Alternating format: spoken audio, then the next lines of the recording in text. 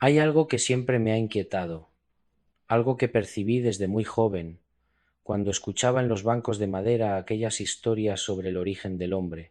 Las escuchaba con atención, sí, pero también con una extraña sensación de vacío, como si faltara algo, como si entre las palabras pronunciadas desde el púlpito hubiera silencios demasiado largos, demasiado calculados, y con los años esa sensación no desapareció, al contrario, se convirtió en certeza. La certeza de que la historia oficial que nos contaron sobre nuestro origen no está completa, que fue filtrada, editada, simplificada hasta convertirse en algo digerible, en algo que no inquietara demasiado. Pero los textos antiguos, aquellos que no llegaron a los altares, cuentan otra cosa. Y eso es precisamente lo que vamos a explorar hoy, no desde la provocación barata ni desde el morbo fácil, sino desde la investigación, desde la lectura atenta de manuscritos que fueron apartados, desde la pregunta honesta.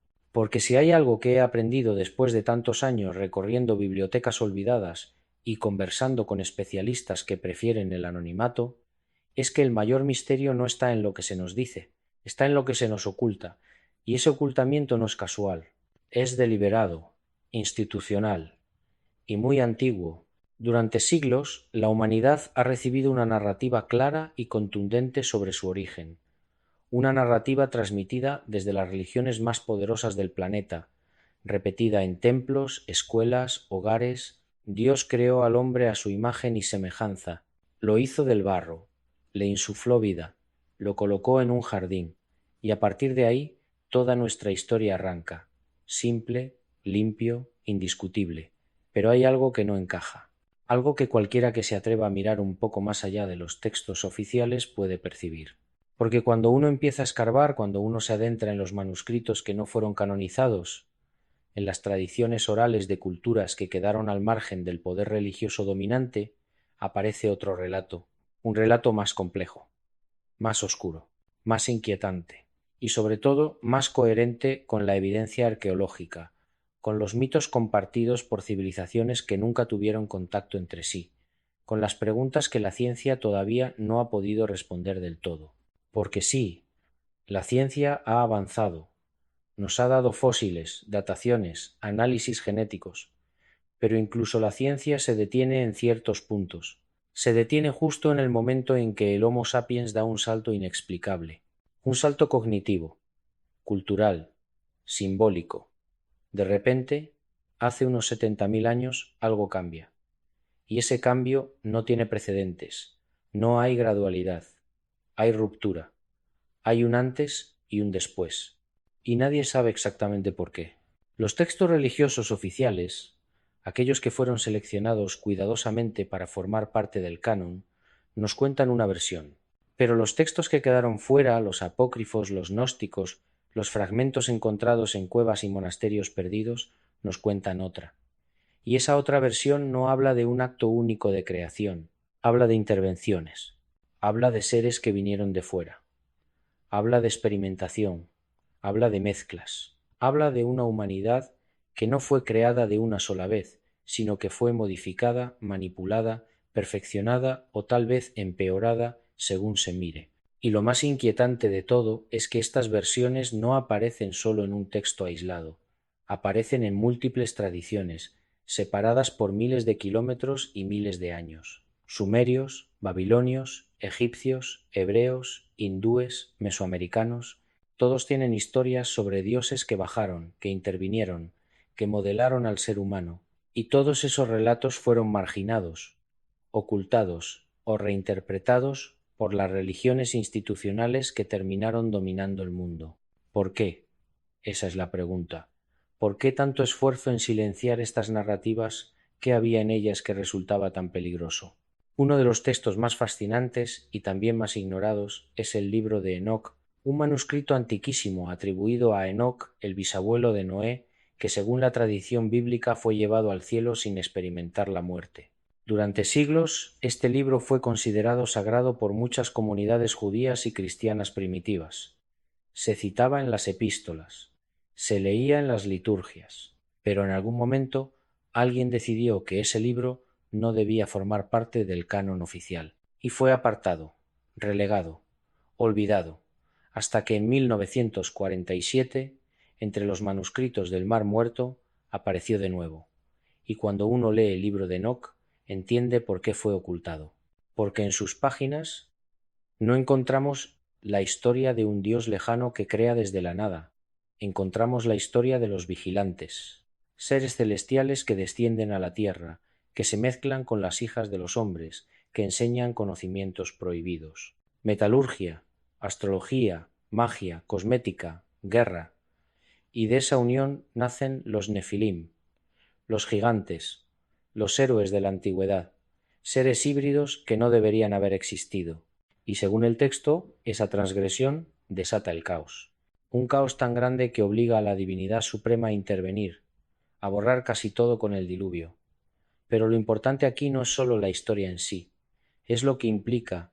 Implica que el ser humano tal como lo conocemos no es el resultado de un acto puro y único, es el resultado de una mezcla, de una intervención externa, de una manipulación genética, si uno se atreve a usar términos modernos. Y eso, claro, no encaja con el relato que la religión institucional necesita transmitir. Pero el libro de Enoc no está solo. Hay otros textos, otros fragmentos, otras tradiciones. En los textos sumerios, miles de años antes del Génesis bíblico, encontramos la historia de los Anunnaki, seres que vienen del cielo, que establecen colonias en la tierra, que necesitan mano de obra, y entonces crean al humano. Lo crean mezclando su propia esencia con la de un homínido primitivo. El Adapa sumerio no es modelado desde la nada, es modificado, mejorado, diseñado para servir, y esa historia, con variaciones, se repite en Babilonia, en Egipto, en otras culturas. Siempre hay dioses que bajan, siempre hay mezcla, siempre hay un antes y un después. Y siempre, curiosamente, esos relatos son vistos con sospecha por las religiones dominantes, como si hubiera un pacto implícito en no hablar de ciertos orígenes. Como si reconocer que el ser humano pudo ser creado o modificado por seres no divinos, sino tecnológicamente avanzados, destruyera algo fundamental en la estructura de poder religiosa.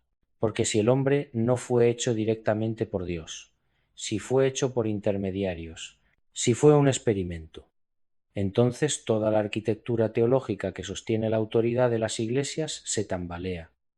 Y eso no se puede permitir. He pasado años leyendo estos textos, comparándolos, buscando patrones, y lo que he encontrado no es una teoría de moda ni una especulación moderna, es algo mucho más antiguo.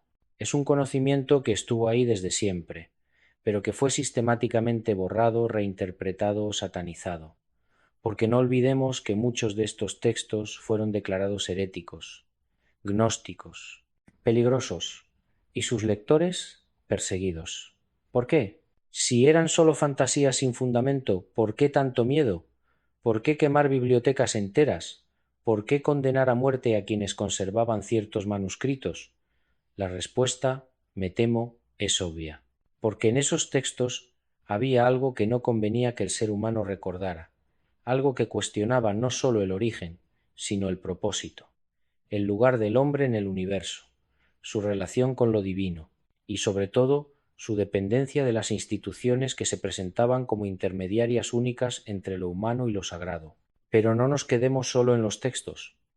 Vayamos también a la arqueología, a los hallazgos que la ciencia oficial prefiere no explicar del todo, porque hay cosas que no encajan, construcciones megalíticas cuya complejidad desafía las herramientas que supuestamente tenían esas culturas, pirámides alineadas con precisión astronómica, mapas antiguos que muestran continentes con detalles imposibles para la época, cráneos alargados en múltiples culturas, separadas por océanos, y sobre todo esa explosión de conocimiento que aparece de golpe: agricultura, escritura, matemáticas, astronomía, ingeniería. Todo aparece casi simultáneamente en Sumeria, hace unos 6000 años, como si alguien hubiera acelerado el proceso, como si alguien hubiera enseñado, y los propios sumerios lo dicen. En sus tablillas hablan de los dioses que trajeron el conocimiento. No dicen que lo descubrieron, dicen que se los enseñaron. Y eso, para quien quiera escuchar, es significativo, porque no estamos ante mitos vagos, estamos ante documentos administrativos, listas de reyes, tratados astronómicos, estamos ante una civilización que documentaba todo, y en esa documentación una y otra vez aparece la misma idea: los dioses vinieron, enseñaron, modificaron y luego se fueron. O tal vez no se fueron del todo, tal vez solo se retiraron, dejando al ser humano en una especie de orfandad cósmica, con memoria fragmentada, con textos contradictorios y con instituciones religiosas que decidieron qué parte de esa memoria era aceptable y qué parte debía ser borrada. Ahora bien, es importante que hagamos una distinción, porque esto no es un ataque a la fe, no es un intento de destruir la espiritualidad ni de negar lo sagrado, es todo lo contrario. Es un intento de recuperar una verdad más profunda, más compleja, más honesta, porque fe e institución no son lo mismo. La fe es personal, es íntima. Es esa conexión que cada ser humano puede tener con algo superior, con el misterio, con lo trascendente. Pero la institución es otra cosa. La institución es poder, es control, es la estructura que decide qué se puede creer y qué no, qué textos son sagrados y cuáles son apócrifos, qué preguntas son legítimas y cuáles son heréticas. Y a lo largo de la historia, las instituciones religiosas han demostrado una y otra vez que su objetivo principal no es la verdad, es la supervivencia, la perpetuación del poder. Y para eso han estado dispuestas a censurar, a quemar, a matar, no por maldad pura, sino porque sabían que ciertas verdades, ciertas preguntas, ciertos textos podían desmantelar toda su estructura de autoridad, y eso, desde su perspectiva, era inaceptable. Cuando uno lee los evangelios gnósticos, por ejemplo, encuentra una perspectiva radicalmente distinta del cristianismo oficial. Encuentra un Jesús que no habla tanto de obediencia y sumisión, sino de conocimiento interior, de despertar, de trascender la materia, de reconocer lo divino dentro de cada ser humano. Y eso, claro, es peligroso, porque si lo divino está dentro de cada persona, entonces no se necesita una iglesia, no se necesita un sacerdote intermediario, no se necesita una jerarquía. Y por eso esos evangelios fueron declarados heréticos, por eso fueron escondidos, por eso terminaron enterrados en el desierto de Nag Hammadi, donde permanecieron 1600 años hasta que alguien los encontró por casualidad en 1945. Y cuando fueron traducidos, cuando se pudo leer qué decían realmente, muchos se preguntaron por qué habían sido ocultados. Y la respuesta, de nuevo, es clara: porque presentaban una versión del cristianismo incompatible con el poder eclesiástico, una versión en la que cada persona era soberana espiritualmente, y eso no convenía, nunca convino. Y aquí es donde las cosas se ponen realmente inquietantes, porque si miramos con atención, vemos un patrón que se repite una y otra vez. Cada vez que aparece un texto, una tradición, una enseñanza que empodera al ser humano, que le da conocimiento directo, que le quita la dependencia de intermediarios, esa enseñanza es atacada, es declarada herética, es borrada, y en su lugar se impone una versión que enfatiza la separación, la distancia, la necesidad de mediadores. El ser humano es pecador por naturaleza, es indigno, es incapaz de acceder a lo divino por sí mismo, necesita salvación, necesita guía, necesita someterse, y sólo a través de la institución, sólo a través de los sacramentos administrados por la jerarquía autorizada, puede aspirar a algo más. Ese es el mensaje que se repite. Y ese mensaje, curiosamente, siempre beneficia a la institución, nunca al individuo. Porque un individuo que se sabe completo, que se sabe divino, que se sabe capaz de conocimiento directo, es un individuo que no necesita controlar. Y eso es lo último que las estructuras de poder quieren. Sea el poder político, económico o religioso, todas funcionan igual. Todas necesitan dependencia. Todas necesitan que la gente crea que sin ellas está perdida. Pero volvamos al origen, porque esa es la pregunta central. ¿De dónde venimos realmente? Si dejamos de lado el relato oficial, si nos atrevemos a mirar los textos marginados, si consideramos la evidencia arqueológica, si escuchamos lo que dicen las tradiciones de culturas no occidentales, ¿qué emerge? Emerge una posibilidad inquietante, la posibilidad de que el ser humano tal como lo conocemos sea el resultado de una intervención, no necesariamente divina en el sentido religioso tradicional, sino externa, tecnológica tal vez, realizada por seres que para nuestros antepasados eran indistinguibles de dioses, pero que tal vez eran algo distinto, viajeros, exploradores, ingenieros genéticos, colonizadores, y que esa intervención dejó huellas, huellas en nuestros genes, huellas en nuestras mitologías, huellas en nuestras construcciones imposibles, huellas en textos que fueron marginados precisamente porque contaban esa historia, porque reconocían que nuestro origen no fue simple, fue complejo, fue producto de algo más grande, más antiguo, más misterioso de lo que las religiones institucionales están dispuestas a admitir. Y aquí hay que decir algo importante. Esto no significa que no exista Dios, no significa que todo sea mentira, significa que tal vez las capas de la realidad son más profundas de lo que pensamos, que tal vez entre el absoluto, el Creador Supremo y nosotros hay escalones, hay intermediarios, hay seres que en su momento actuaron como dioses, pero que no eran el Dios último, y que las religiones, en su afán de simplificar, de controlar, de mantener el poder, mezclaron todo, convirtieron a esos intermediarios en el Dios único, o los demonizaron o los borraron, dependiendo de lo que convenía en cada momento. Y el resultado es una narrativa confusa, contradictoria, llena de agujeros, una narrativa que si uno la examina con honestidad no sostiene su propio peso, porque hay demasiadas preguntas sin respuesta, demasiados silencios sospechosos, demasiados textos escondidos, demasiada violencia ejercida contra quienes se atrevieron a cuestionar. Pensemos por un momento en el Génesis, en su primera versión, la del Génesis 1.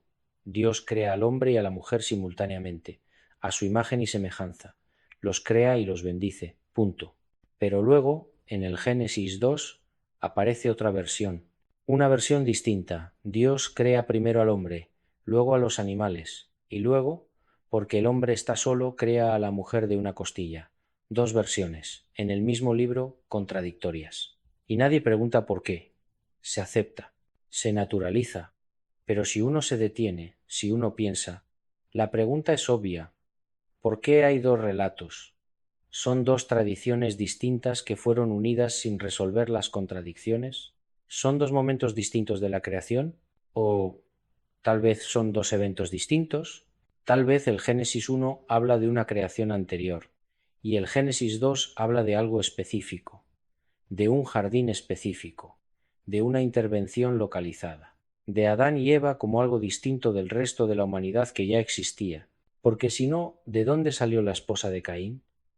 Esa es otra pregunta que nunca se responde satisfactoriamente. Caín mata a Abel, es expulsado y se va a la tierra de Nod, donde encuentra esposa y funda una ciudad. ¿Con quién? Si según el relato oficial solo existían Adán, Eva y ahora Caín, ¿de dónde salieron los habitantes de Nod? ¿De dónde salió la mujer con la que Caín se casa? La respuesta es incómoda, porque implica que había más gente, que Adán y Eva no fueron los primeros humanos, fueron tal vez los primeros de un linaje específico, de una línea modificada, de un experimento genético, y eso claro no se puede decir desde un púlpito, porque destruye toda la narrativa de la caída, del pecado original heredado, de la necesidad de redención. Toda la estructura teológica del cristianismo se basa en que todos descendemos de Adán, y que por tanto todos heredamos su culpa. Pero si Adán no fue el primer humano, si hubo otros, entonces esa estructura se desmorona, y con ella siglos de control eclesiástico. He conversado con teólogos, con estudiosos de los textos antiguos, con arqueólogos, con genetistas, y lo curioso es que cuanto más saben, cuanto más profundizan, más cautelosos se vuelven al hablar en público, porque saben que hay preguntas peligrosas, preguntas que pueden costarles su carrera, su reputación, su lugar en la institución, y entonces callan, o hablan entre líneas, o publican en revistas especializadas que nadie lee. Pero en privado, cuando bajan la guardia, muchos admiten que el relato oficial no cierra, que hay demasiados cabos sueltos, que los textos antiguos dicen cosas que no se pueden ignorar, y que la evidencia genética, esa que muestra que todos los humanos modernos tenemos ADN de otras especies homínidas, de neandertales, de denisovanos, apunta a una historia de mezclas, de hibridaciones, de complejidad, no de un acto simple y único. Y cuando uno suma todo eso, cuando uno coloca sobre la mesa los textos marginados, la evidencia arqueológica, los silencios institucionales, las contradicciones internas de los relatos oficiales, emerge una imagen distinta, una imagen que tal vez no sea completa, que tal vez nunca lleguemos a conocer completamente, pero que al menos es más honesta, más coherente, más respetuosa con la inteligencia humana, porque eso es lo que más me ha molestado siempre, el paternalismo, esa actitud de las instituciones religiosas de tratarnos como niños incapaces de manejar la complejidad, como si necesitáramos versiones simplificadas, cuentos morales, respuestas cerradas, cuando en realidad lo que necesitamos es verdad, aunque sea incómoda, aunque sea compleja, aunque nos obligue a repensar todo lo que creíamos saber, porque somos adultos, somos seres conscientes y merecemos respeto, merecemos acceso a la información completa, merecemos poder leer los textos que fueron escondidos y decidir por nosotros mismos qué significan. Merecemos poder hacer preguntas sin ser acusados de herejía, sin ser mirados con sospecha, sin ser castigados, y sin embargo, ese derecho nos ha sido negado sistemáticamente, durante siglos, por instituciones que se presentaban como guardianas de la verdad, pero que en realidad eran guardianas de su propio poder. Y eso no es fe, eso es control. Y hay una diferencia fundamental entre ambas cosas. Ahora bien, algunos dirán que todo esto es especulación, que los textos apócrifos no son confiables, que las interpretaciones modernas de los mitos antiguos son fantasiosas, que la arqueología alternativa es pseudociencia, y es cierto que hay que tener cuidado, que no todo lo que se publica al margen del sistema es verdad, que hay mucha especulación infundada, mucho sensacionalismo, mucha gente que busca fama o dinero inventando teorías sin base, pero eso no invalida las preguntas legítimas, no invalida los textos que existen, no invalida las contradicciones que están ahí, en los libros sagrados oficiales, esperando a que alguien las señale, y sobre todo, no invalida el hecho histórico de la censura, porque eso no es especulación, eso es documentado. Sabemos que hubo concilios donde se decidió qué textos eran inspirados y cuáles no. Sabemos que hubo persecuciones contra grupos que conservaban enseñanzas distintas. Sabemos que hubo quemas de bibliotecas. Sabemos que hubo ejecuciones. Y sabemos que todo eso se hizo en nombre de proteger la fe. Pero la pregunta es, ¿proteger la fe o proteger la institución? Porque si la fe fuera tan sólida, si la verdad fuera tan clara, no necesitaría protección violenta. La verdad se sostiene sola. La verdad no teme las preguntas. La verdad no necesita censurar. Solo la mentira, solo las medias verdades, solo las estructuras de poder que dependen de la ignorancia necesitan quemar libros y silenciar voces. Y esto nos lleva a un punto crucial. ¿Qué pasaría si realmente conociéramos nuestro origen completo? ¿Qué pasaría si pudiéramos leer todos los textos sin censura? Si pudiéramos acceder a todo el conocimiento que fue escondido, ¿cambiaría algo? Algunos dicen que no, que el ser humano seguiría siendo el mismo, que lo importante es cómo vivimos, no de dónde venimos, y hay algo de verdad en eso. Pero yo creo que sí cambiaría algo fundamental. Cambiaría nuestra relación con el poder. Porque si supiéramos que fuimos creados o modificados no por un Dios lejano e inalcanzable, sino por seres que tal vez todavía están ahí, que tal vez siguen observando, que tal vez tienen planes que no conocemos, eso cambiaría nuestra percepción de todo. Cambiaría nuestra relación con las instituciones que se presentan como representantes de lo divino. Cambiaría nuestra relación con nosotros mismos, porque tal vez descubriríamos que somos más de lo que nos dijeron, que tenemos capacidades que fueron suprimidas que tenemos una conexión directa con lo sagrado que no necesita intermediarios. Y eso precisamente, es lo que las estructuras de poder no pueden permitir, porque un ser humano empoderado, consciente de su verdadero origen, consciente de su verdadero potencial, es un ser humano que no se deja controlar, y eso es revolucionario. Eso es peligroso para ellos, no para nosotros. Voy a compartir algo personal. Hace años, cuando empecé a investigar estos temas, sentí miedo. Miedo de estar traicionando algo sagrado, miedo de estar alejándome de Dios, miedo de estar cayendo en la herejía, porque eso es lo que nos enseñan, que cuestionar es peligroso, que dudar es pecado, que la obediencia ciega es virtud. Pero con el tiempo comprendí algo. Comprendí que el verdadero Dios, si existe, si es realmente supremo, no puede temer mis preguntas, no puede sentirse amenazado por mi búsqueda de verdad. Solo los dioses pequeños, solo las instituciones humanas que se presentan como divinas temen las preguntas. Y entonces el miedo se transformó. Ya no temía alejarme de Dios. Temía quedarme atrapado en una versión falsa, en una representación distorsionada, en una estructura de poder que usaba el nombre de Dios para sus propios fines. Y esa distinción lo cambió todo, porque me di cuenta de que buscar la verdad no es traicionar lo sagrado, es honrarlo, es reconocer que lo sagrado es más grande, más complejo, más misterioso de lo que cualquier institución puede contener, y que mi deber como ser humano consciente no es obedecer ciegamente, es buscar, preguntar, investigar, contrastar y construir mi propia relación con lo divino, sin intermediarios, sin censura, sin miedo. Los textos gnósticos hablan de algo llamado archontes, entidades que gobiernan este mundo material, que mantienen a la humanidad en la ignorancia, que se alimentan de la energía humana, del miedo, del sufrimiento, de la adoración ciega, y que el verdadero conocimiento, la verdadera gnosis, es lo que nos libera de su control. Ahora bien, ¿es esto literal? ¿Son seres reales? ¿O es una metáfora de las estructuras de poder? Tal vez ambas cosas. Tal vez sea literal y metafórico al mismo tiempo. Porque si miramos el mundo, si miramos cómo funcionan las instituciones, cómo se perpetúa el control, cómo se mantiene a la gente en la ignorancia y el miedo, vemos exactamente eso. Vemos un sistema que se alimenta de nuestra inconsciencia, que necesita que no hagamos preguntas, que necesita que aceptemos las versiones oficiales sin cuestionarlas, que necesita que nos sintamos pequeños, pecadores, indignos, dependientes.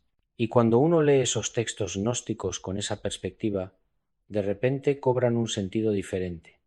De repente ya no parecen fantasías místicas, parecen descripciones exactas de la realidad en la que vivimos, una realidad donde el conocimiento verdadero es ocultado, donde las preguntas son castigadas, donde la obediencia es recompensada y donde la mayoría vive en una especie de sueño, aceptando lo que se les dice, repitiendo lo que se les enseñó, sin atreverse a mirar más allá.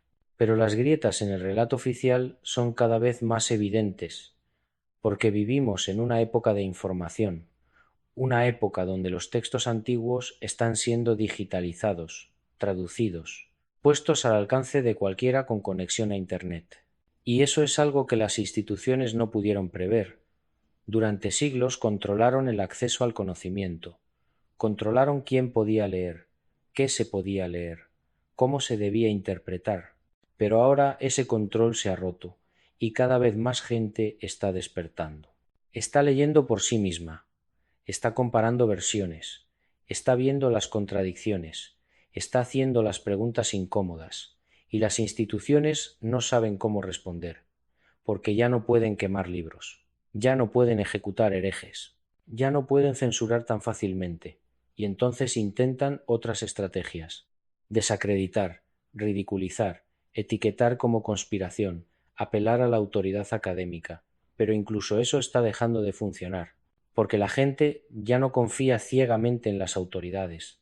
Ha visto demasiadas mentiras, demasiadas manipulaciones, demasiados encubrimientos, y está buscando por sí misma, y eso es bueno, eso es saludable. Eso es lo que deberíamos haber estado haciendo desde siempre. Déjenme ser claro en algo. No estoy diciendo que tenga todas las respuestas. no las tengo, no creo que nadie las tenga, y quien diga que las tiene probablemente está mintiendo o está autoengañándose.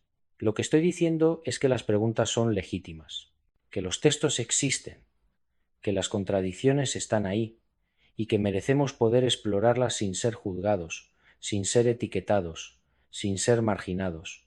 Merecemos poder decir, este texto dice esto, este otro dice esto otro. No coinciden. ¿Por qué? ¿Qué pasó aquí? ¿Quién decidió qué versión era la correcta? ¿Con qué criterios? ¿Con qué intereses?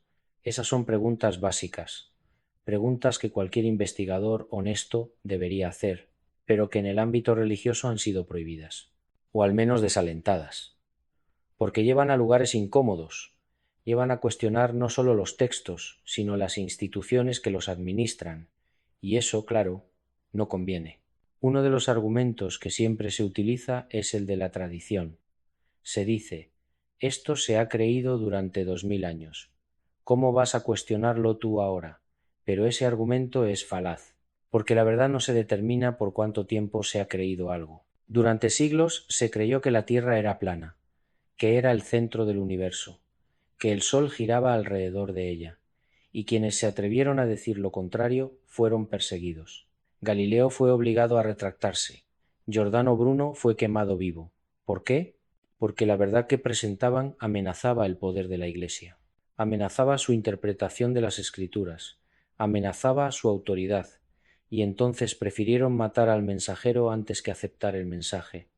Y hoy sabemos que ellos tenían razón, que la Tierra no es el centro de nada, que gira alrededor del Sol, que el universo es inmensamente más grande de lo que imaginaban, y la Iglesia eventualmente tuvo que aceptarlo, pero lo hizo siglos después, cuando ya no tuvo opción, cuando la evidencia era tan abrumadora que negarla era ridículo.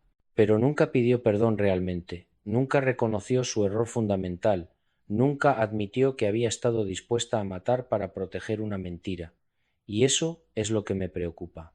Porque si lo hicieron con la cosmología, ¿qué nos hace pensar que no lo hicieron con el origen del hombre? ¿Qué nos hace pensar que la versión que nos dieron sobre de dónde venimos es más confiable que su versión sobre dónde estamos? No hay razón para pensarlo. Al contrario, toda la historia nos dice que las instituciones religiosas han mentido, ocultado y manipulado cada vez que su poder estaba en juego. ¿Por qué iba a ser diferente con nuestro origen? Y aquí hay algo más que vale la pena explorar. La obsesión de las religiones institucionales con el control de la sexualidad y la reproducción. ¿Por qué? ¿Por qué tanto énfasis en controlar con quién se acuesta la gente? ¿Por qué tanta culpa alrededor del sexo? ¿Por qué tanta regulación sobre la reproducción?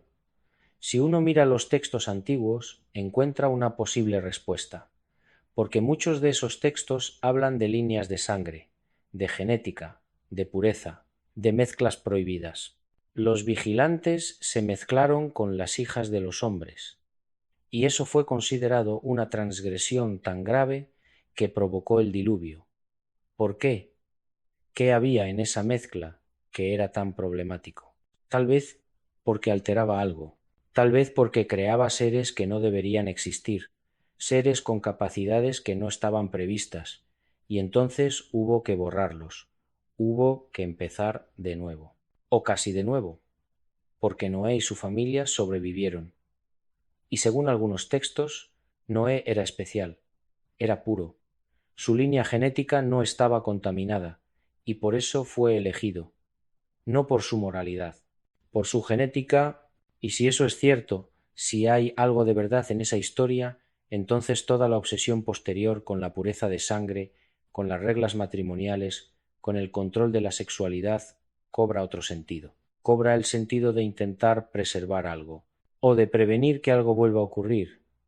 Y las instituciones religiosas heredaron esa obsesión, la codificaron en leyes, en pecados, en tabúes, y la aplicaron con violencia durante siglos, controlando quién podía casarse con quién, prohibiendo mezclas, castigando la infidelidad, todo en nombre de Dios. Pero tal vez, lo que realmente estaban protegiendo era otra cosa, un secreto genético, un conocimiento sobre nuestra verdadera naturaleza, sobre qué somos. ¿Y qué podríamos llegar a ser si ciertas combinaciones se dieran de nuevo? Esto puede sonar a ciencia ficción, lo sé, pero cuando uno empieza a conectar los puntos, cuando uno lee los textos sin los filtros institucionales, cuando uno considera la evidencia arqueológica y genética, empieza a vislumbrar una historia mucho más extraña de lo que nos contaron, una historia que tal vez involucra ingeniería genética antigua, manipulación de especies, hibridaciones deliberadas y tal vez, observadores externos que todavía están ahí, que nunca se fueron realmente, que siguen monitoreando, que tal vez incluso siguen interviniendo, de formas sutiles. Y las religiones, consciente o inconscientemente, se convirtieron en guardianes de ese secreto, en estructuras que mantenían a la humanidad en ciertos límites, que evitaban que recordáramos demasiado, que evitaban que desarrolláramos demasiado, que nos mantenían enfocados en la obediencia, en el pecado, en la redención, en lugar de en el conocimiento, en el poder, en el despertar.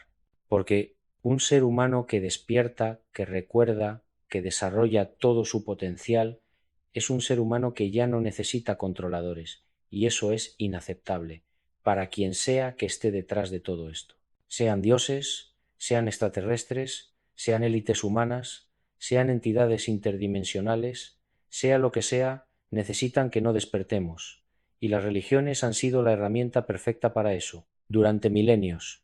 Pero algo está cambiando, algo se está moviendo. Cada vez más gente está haciendo las preguntas correctas, cada vez más gente está dejando de aceptar las versiones oficiales, y las instituciones lo sienten, lo saben, y están asustadas.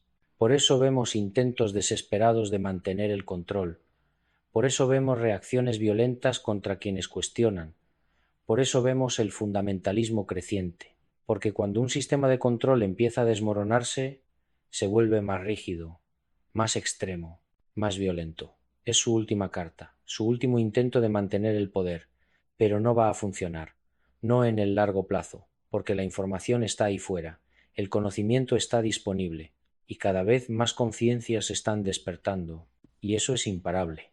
Lento, tal vez, pero imparable. Ahora quiero hablar de algo que me parece fundamental, la diferencia entre conocimiento y creencia. Las religiones institucionales funcionan sobre la creencia, te piden que creas, que tengas fe, que aceptes sin evidencia, y presentan eso como una virtud. Bienaventurados los que creen sin haber visto. Pero el conocimiento es distinto. El conocimiento no te pide que creas, te muestra, te da evidencia, te permite verificar, te da herramientas para contrastar. Y por eso el conocimiento es peligroso para las instituciones, porque no se puede controlar, no se puede manipular tan fácilmente. Si yo te digo, cree esto porque yo te lo digo, y tú crees, entonces te tengo bajo mi control. Pero si yo te digo, aquí está la evidencia, examínala tú mismo, llega a tus propias conclusiones, entonces ya no te controlo. Y esa es la diferencia fundamental entre religión y espiritualidad. La religión te dice qué creer, la espiritualidad te invita a conocer, la religión te da respuestas cerradas, la espiritualidad te da herramientas para buscar. Y por eso las instituciones religiosas siempre han tenido miedo de la verdadera espiritualidad, porque la espiritualidad genuina no necesita templos, no necesita sacerdotes, no necesita dogmas. Se basa en la experiencia directa, en el conocimiento interior, en la conexión personal con lo sagrado, y eso no genera poder, no genera dinero, no genera control, y por eso ha sido combatida una y otra vez. Los místicos de todas las tradiciones han dicho cosas similares.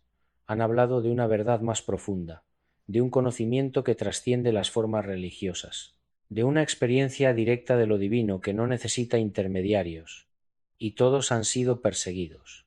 Los sufíes fueron perseguidos por el Islam ortodoxo, los gnósticos fueron perseguidos por el cristianismo institucional, los cabalistas fueron marginados por el judaísmo rabínico, los vedantistas fueron combatidos por los brahmanes ortodoxos. Siempre el mismo patrón, siempre la institución atacando a quien presenta una vía directa, porque la vía directa amenaza a la institución, siempre. Y entonces inventan herejías, crean divisiones, satanizan. y logran que la mayoría de la gente tenga miedo de explorar, miedo de buscar por sí misma, miedo de cuestionar. Y ese miedo es la prisión más efectiva que existe, porque cuando tú mismo te censuras, cuando tú mismo limitas tus preguntas, cuando tú mismo te conformas con la versión oficial porque tienes miedo de las consecuencias de buscar más allá, entonces la institución ya no necesita hacer nada. Ya te has convertido en tu propio carcelero. Pero volvamos a los textos, porque hay algo más que necesitamos explorar. Los textos sumerios hablan de un momento específico en que los Anunnaki decidieron crear al humano, y lo describen como un acto de necesidad. Necesitaban trabajadores, necesitaban quien extraiga oro, quien construya, quien sirva, y entonces tomaron a un homínido existente, lo modificaron genéticamente y crearon al Lulu, al trabajador primitivo. Y esa historia, que fue considerada mitología durante mucho tiempo, de repente cobra otro sentido cuando descubrimos que hace unos 200.000 años apareció el Homo sapiens. Apareció de repente, sin gradualidad clara, con características que no se explican completamente por evolución natural, con un cerebro desproporcionadamente grande para nuestro tamaño corporal, con capacidades cognitivas que no tienen paralelo en ninguna otra especie, con la capacidad de lenguaje simbólico, de pensamiento abstracto, de creatividad. ¿Cómo? ¿Por qué? La evolución darwiniana explica algunas cosas, pero no explica saltos tan bruscos. No explica por qué de repente una especie desarrolla capacidades tan superiores a todo lo demás que existe, a menos que haya habido intervención, a menos que haya habido manipulación, y los textos sumerios dicen exactamente eso, que hubo manipulación, que mezclaron su esencia con la de un homínido, y crearon algo nuevo, algo que era parte animal, parte divino. Y esa dualidad está en nosotros, esa tensión, esa sensación de no pertenecer completamente a este mundo material, esa búsqueda constante de algo más, ese anhelo de trascendencia. Tal vez no sea metafórico, tal vez sea literal, tal vez seamos realmente una especie híbrida, y tal vez eso explique por qué somos tan contradictorios, por qué somos capaces de lo más sublime y de lo más horrible, por qué podemos crear belleza y destrucción, por qué podemos amar y odiar con la misma intensidad. Porque somos dos cosas, y esas dos cosas están en conflicto permanente. Y si eso es cierto, si realmente somos un experimento genético, entonces surge otra pregunta. ¿Para qué? ¿Con qué propósito? Los textos dicen que era para servir, para trabajar. Y cuando miramos la historia humana, eso es exactamente lo que hemos hecho. Trabajar, construir, extraer recursos, crear civilizaciones que siempre terminan colapsando y volver a empezar, una y otra vez, como si estuviéramos cumpliendo un programa, como si estuviéramos siguiendo un guión que no escribimos. Y las religiones institucionales han reforzado eso, han reforzado la idea de que nacimos para servir, para obedecer, para sufrir en este valle de lágrimas esperando la recompensa en el más allá. Y nos han hecho creer que eso es lo normal, que eso es lo que Dios quiere. Pero tal vez no sea Dios quien quiere eso, tal vez sea quien nos creó. Y tal vez Dios, el verdadero Dios, el absoluto, esté muy por encima de todo esto. Y tal vez nuestra tarea no sea servir, tal vez sea despertar, tal vez sea recordar, tal vez sea liberarnos de esa programación, y tal vez por eso hay tanto esfuerzo en mantenernos dormidos, en mantenernos ocupados, en mantenernos distraídos, en mantenernos peleando entre nosotros, porque si alguna vez despertáramos todos, si alguna vez recordáramos realmente quiénes somos, qué somos, de dónde venimos, entonces todo el sistema se desmoronaría, y eso no se puede permitir. Hay un detalle fascinante en el Génesis que casi nadie nota. Después de que Adán y Eva comen del árbol del conocimiento, Dios dice algo muy extraño. Dice: He aquí el hombre ha venido a ser como uno de nosotros, conociendo el bien y el mal. Uno de nosotros. Plural. No soy yo solo, somos varios, y el hombre se ha vuelto como nosotros. Y entonces, para evitar que también coma del árbol de la vida y viva para siempre, lo expulsan del jardín. ¿Qué significa eso? ¿Quiénes son ese nosotros? La teología oficial lo interpreta como un plural majestático, una forma de hablar, pero eso no convence, porque no es la única vez que aparece ese plural. En la Torre de Babel aparece de nuevo. Descendamos y confundamos su lengua. ¿Quiénes descienden? ¿Quiénes confunden? Y la respuesta más obvia, la que está en los textos marginados, es que no era uno, eran varios.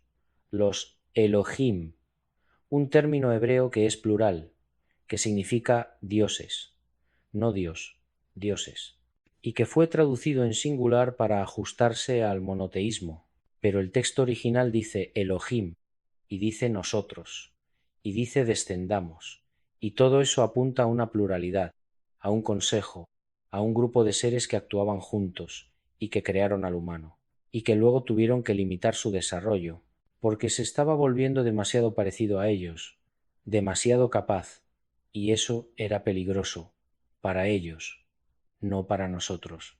Todo esto nos lleva a una conclusión inquietante, y es que tal vez la historia que nos contaron no solo está incompleta, tal vez está al revés. Tal vez quienes nos presentaron como liberadores son nuestros limitadores. Y quienes nos presentaron como tentadores, como rebeldes, como malignos, son en realidad quienes intentaron darnos conocimiento, porque esa es la historia de la serpiente. La serpiente le dice a Eva, si comes de este árbol no morirás. Tus ojos se abrirán y serás como Dios, conociendo el bien y el mal, y eso se presenta como mentira, como tentación. Pero luego resulta que Dios mismo confirma que era verdad. El hombre se ha vuelto como uno de nosotros, conociendo. Entonces la serpiente no mintió. La serpiente dijo la verdad, y quien mintió fue quien dijo que morirían si comían, porque no murieron, no inmediatamente al menos. Entonces, ¿quién es el mentiroso en esa historia? Y los gnósticos dicen exactamente eso. Dicen que la serpiente era un liberador, un portador de conocimiento, y que el Dios del Antiguo Testamento no era el Dios supremo. Era un demiurgo, un creador inferior, celoso, controlador, que quería mantener a la humanidad ignorante. Y por eso hay tanta violencia en el Antiguo Testamento, tanta destrucción, tanto castigo. No es el comportamiento de un Dios supremo amoroso, es el comportamiento de un controlador frustrado, de un ser que se siente amenazado cuando sus creaciones empiezan a despertar.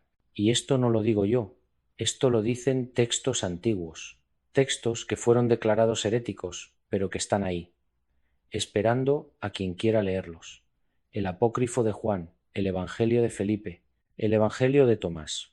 Todos cuentan versiones que invierten la narrativa oficial, que presentan al Dios creador del Génesis como un impostor, como un ser que se hace pasar por el absoluto pero que no lo es, y que la tarea del ser humano es trascenderlo, es ir más allá de él, es reconocer que hay algo más alto, más puro, más verdadero, y que eso está dentro de cada uno de nosotros, porque somos chispas de lo divino supremo atrapadas en materia, atrapadas en un sistema de control. Y nuestro despertar, nuestra gnosis, nuestro conocimiento es lo que nos libera, y por eso esos textos fueron prohibidos, porque presentaban una vía de liberación que no pasaba por la institución, que no necesitaba sacerdotes ni sacramentos, que era directa, personal, interior, y eso no se podía permitir. Sé que todo esto es difícil de procesar, sé que va contra todo lo que nos enseñaron, y sé que muchos sentirán rechazo, sentirán miedo, sentirán que esto es blasfemia. Y está bien, es una reacción natural, porque nos han condicionado durante toda la vida a no cuestionar ciertas cosas, a no mirar en ciertas direcciones, a no hacer ciertas preguntas.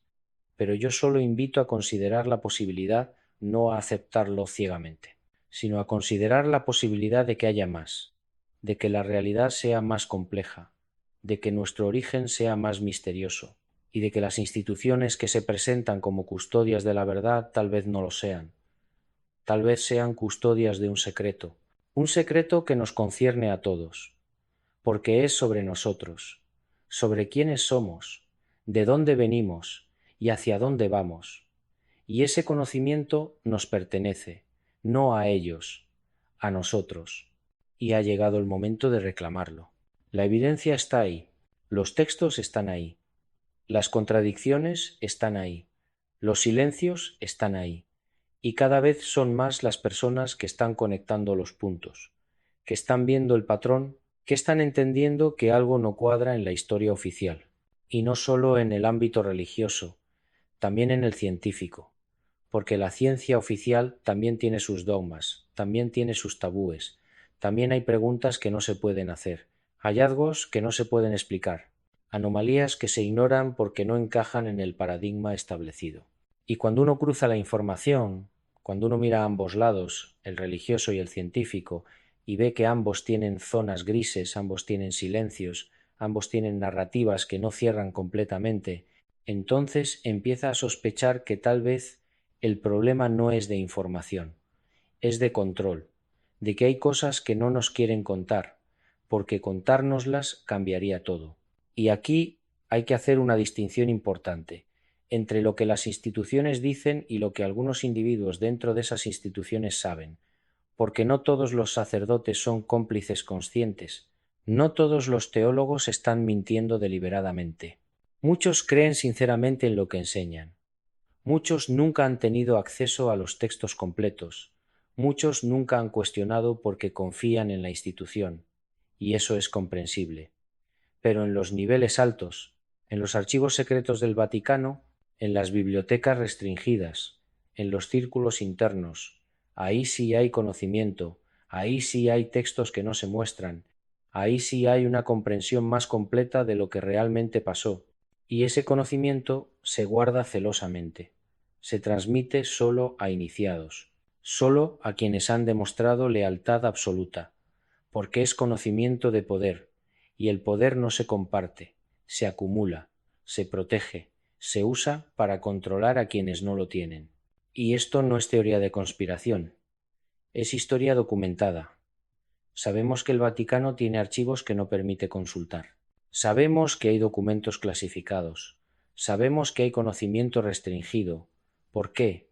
Si todo fuera transparente, si todo fuera santo y puro, ¿por qué tanto secreto? ¿Qué hay en esos archivos que no podemos ver? ¿Qué saben que no nos dicen?